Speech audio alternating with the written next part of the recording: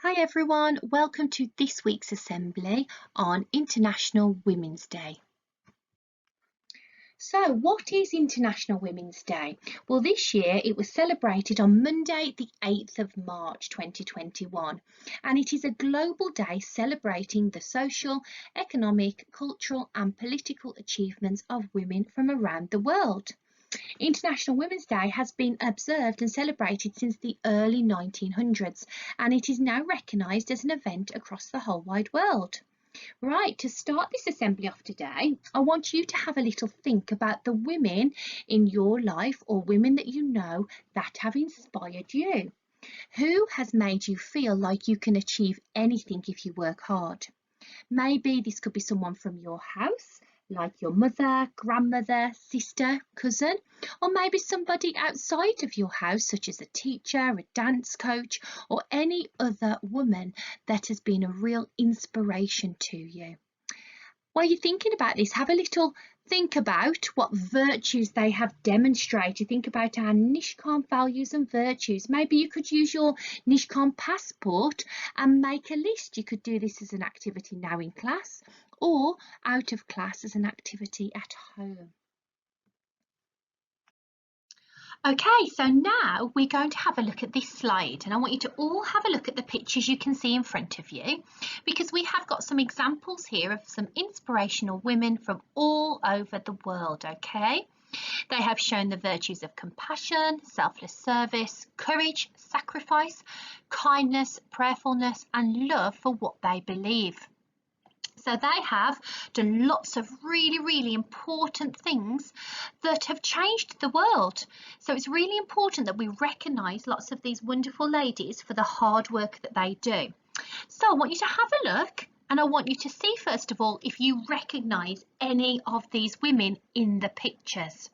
Maybe if you don't recognise their name, you might know what role they play in society, or you could have a guess at what they might have done to help people, or what kind of charities or what kind of passions they have.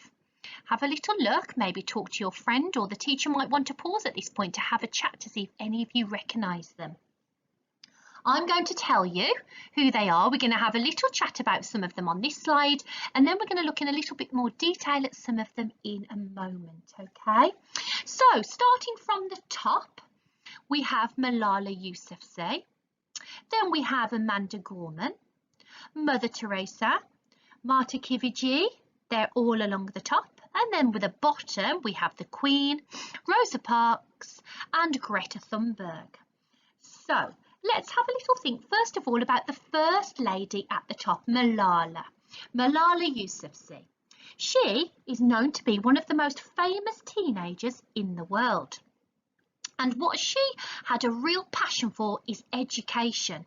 She lived in Pakistan, and she was most upset and concerned that women and girls in Pakistan did not receive the same education. She describes herself as a Muslim feminist. And when she was growing up, she loved to learn so much that she wanted it to be equal, because when she was growing up, education was not equal for women. So now she blogs for the BBC, and she's spoken out worldwide in front of worldwide leaders to talk about the importance of everybody receiving the same education and for equality. So you might see her on the BBC or CBBC News, okay? So look out for this girl Malala and see what kind of things, what messages she has to share with you. Okay, along the top line, I said the next lady was Amanda Gorman. Now, Amanda Gorman is a young woman who is a poet. Okay, she was born in 1998, and she's always had a love for learning, but especially English and poetry. She focuses a lot of her work on issues such as feminism and race. So again, like Malala, she fights for equality and talks about these issues globally. She was the first named national youth poet in the world, and she's the youngest poet to receive the honour of performing her poem in front of Joe Biden in January 21. So she's very recently in the news. So she performed one of her poets for Joe Biden, and she's the youngest poet ever to have the opportunity to do this. So what a wonderful achievement. When she was younger, she struggled with some of her English pronunciation. So she decided to start to write poems to help her overcome this. And she says when she speaks and when she reads her poems, her English pronunciation becomes easier and she talks more fluently. So it just shows that sometimes if we have a bit of a problem or a bit of a struggle with something, rather than giving up and worrying about it, this is a perfect opportunity on how you maybe could help yourself get better and have more confidence in an area that you're struggling with. Right, okay, the next person moving along is Mother Teresa. You might recognise her, you might have done some work on her in school already, maybe in your history lessons or RE. And Mother Teresa is a Roman Catholic nun from many, many years ago. She was a really old nun. And when she was 18, she travelled to Ireland because she did not speak the English language at that time. So she really wanted to learn English. So she travelled to Ireland. And when she had perfected the English language, she went on to teach in India. And that's where she taught for 20 years. And she got better and better and better until she became the head mistress of the school. So she ran the whole school. Then she claimed to hear the calling of God. And she said that God had told her that she needed to help the sick and needy. And it was a special message from God. So she listened to this message and she went on to do exactly what God had asked her to do. So she's very well known for her charitable work. Okay, she cared for people in extreme poverty. She helped the homeless and the very, very needy. But something remarkable that she did is she helped people that had got terrible diseases and illnesses. Now, lots of people at this time were afraid of some of these nasty illnesses because they were worried that they were going to catch it. But she wasn't scared. She was so selfless. She put others before herself and helped others to get better. Even though there was a chance that she might get poorly too, she still helped them. So she's a really, really respected woman for her charity work and for helping others. The next person was Marty Kiverjee, and we're going to talk about her in a little bit more detail on another slide. And we're going to also look at the Queen in a little moment. Okay.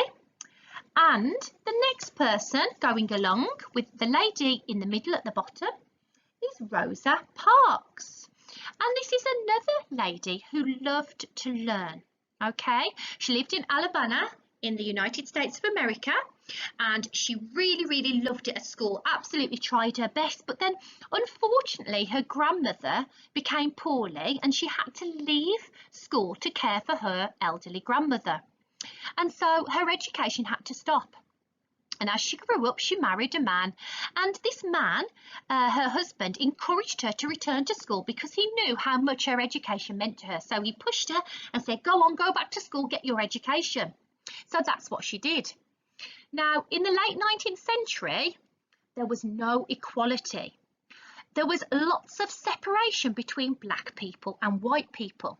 Black and white people went to separate schools, separate churches, separate libraries. They had to use separate toilets, separate buses, separate restaurants. They were not allowed to mix. That is sad, sad times, isn't it? Can you imagine if you weren't allowed to mix with whoever you wanted to? And when you came to school, white children had to be in one school and black children had to be in another school. Well, this is how you're probably feeling now, hearing this news, is exactly how she felt. She was so frustrated with it and wanted to make a change. So finally, Rosa's chance came, and this became really, really famous and worldwide, because what happened is she caught the bus one day back from work or back from school, wherever she was coming back from, and she sat on the place that she had been told to. The black people had to sit in a certain place in the bus, and there was no room left in the white area. So a white man came up to Rosa, and the person that was driving the bus told Rosa to move out of her seat, give up your seat for this white man. And Rosa was not an unkind person, but she knew right from wrong, and she knew that this was not right. So she stood up for what she believed, and she said, no, I absolutely refuse to give up my seat for a white man. You are only asking me to do this because I am black. So she got arrested. The police came and arrested her, but still she stood firmly for what she believed. She desperately wanted equality. So when the police and the authorities tried to fine her, she refused to pay this fine, and she stood up for what she believed, and due to that, Rosa changed. The Equality Act changed, and from then on, people were able to mix. So she did a really brave, really inspirational thing. So that's a wonderful story, isn't it?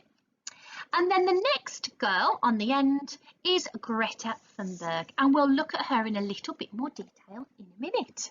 Have a little think about what made these women famous. Think about some of the things I've just said. Think about what things you believe in and what passions you have. I'm going to ask you a question now.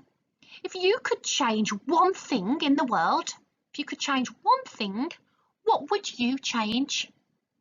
Have a little ponder on that one. Okay, who is this inspirational lady? Have a little look.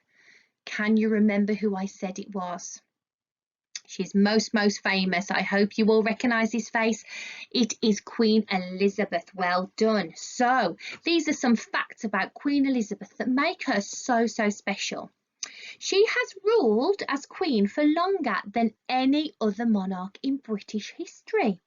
So she has been on the throne longer than anybody else, and she's become a real loved and respected figure across the globe, okay?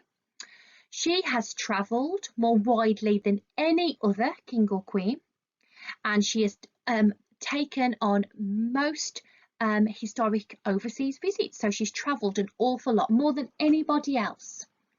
She is really devoted to a life of service, and she's been a very important figurehead in the UK and the Commonwealth during times of enormous social change. So she's a really important lady, and today she is still our queen, isn't she? She is still the queen, and even though she is really old now, she still stands and fights for our country. Okay, so she has lots and lots to offer, so she's a true inspiration.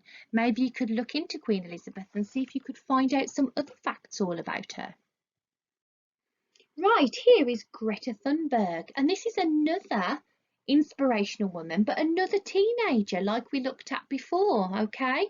So Greta is a Swedish teenager who inspired an international movement to fight climate change. So she has been really famous and become quite famous for speaking about what she feels really passionate about. And this is what is so important about these women. They have real deep passions that they want the world to hear about, and they want to make change, okay? And they're not going to stop until they make change that make things better for everybody else. So their changes impact on our lives as well. So she's spoken, I mean, she's only young, but she's spoken in front of huge conferences across the globe to world leaders, and she's been talking about really serious issues to all these older people. But she is so passionate that she wants her voice to be heard. Okay, so at her most recent conference, she's talked about climate change, and she's been talking about how you could use fossil fuels such as oil, coal and gas, and she's saying instead they should invest their money in thinking about something that's more sustainable. So Miss Hollinshead is talking about this with the eco reps at the moment, okay, researching and restoring in nature. So she's very passionate, so she would be fantastic on the eco team with Miss Hollinshead and the eco reps. So maybe eco reps, if you're listening to this assembly, you could do a little bit of research into Greta and think about what she's passionate about and what changes she wants to make to the world. So this is Marty Kiverjee, and she was a wife to the second Sikh guru.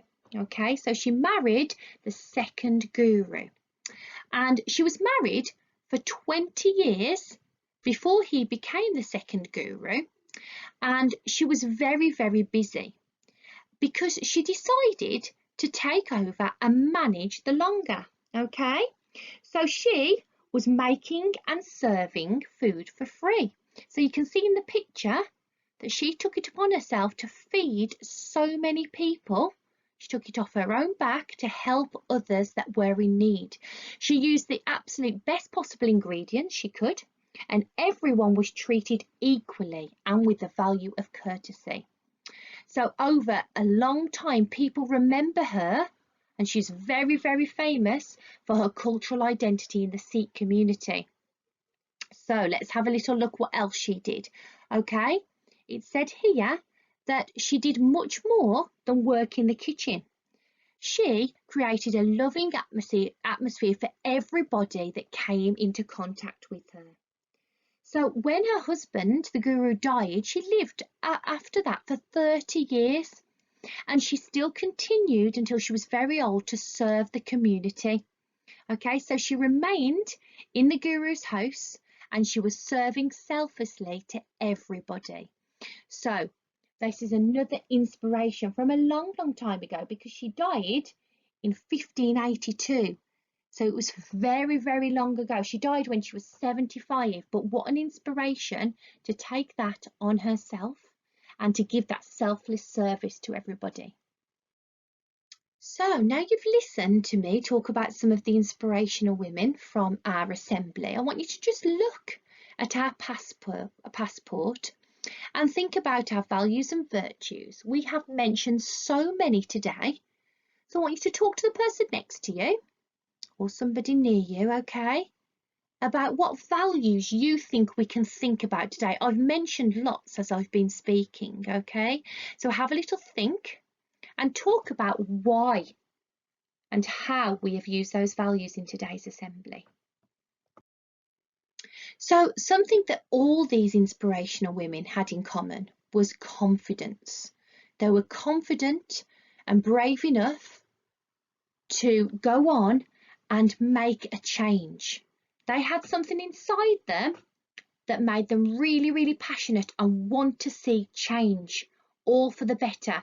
And things they've changed still impact our day, our life today, okay? So it was really, really important changes, whether they're from the past in history or whether they're more up to date, like some of the teenagers I've talked about. They have still all made a change because of their confidence. So maybe you could consider an area in your life where you would like to display more confidence. What area of your life would you like to be more confident? Okay, think about what you're good at.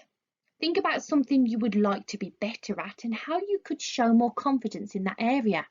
And then think about, do you use the gifts that God gave you? Maybe you've got a talent or a natural gift. Do you use that? Are you confident enough to share that with others? And are you positive about your ability to succeed?